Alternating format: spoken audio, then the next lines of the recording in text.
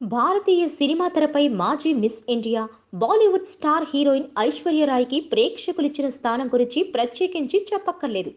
ప్రపంచ సుందరాంగిగా, స్టార్ హీరోయిన్గా ఓ వెలుగు వెలిగిన ఐశ్వర్య రాయ్ ఆ తర్వాత బాలీవుడ్ బిగ్ బి అమితాబ్ బచ్చన్ ఇంట కోడలిగా అడుగుపెట్టి పిల్ల తల్లి అయినా కూడా సూపర్ క్రేజ్ సొంతం చేసుకుంది.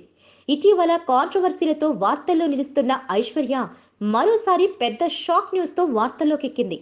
ఆదివారం సాయంత్రం నుంచి ఐశ్వర్య రాయ్ ఆత్మహత్య చేసుకుని చనిపోయినట్లు సోషల్ మీడియాలో జోరుగా ప్రచారం జరుగుతోంది. పలు స్థానిక మీడియా సంస్థలు సైతం ఈ వార్తను ప్రసారం చేశాయి. సోషల్ మీడియా వార్తలను బేస్ చేసుకుని న్యూస్ ఛానల్స్ పలు కథలు అల్లేస్తున్నాయి.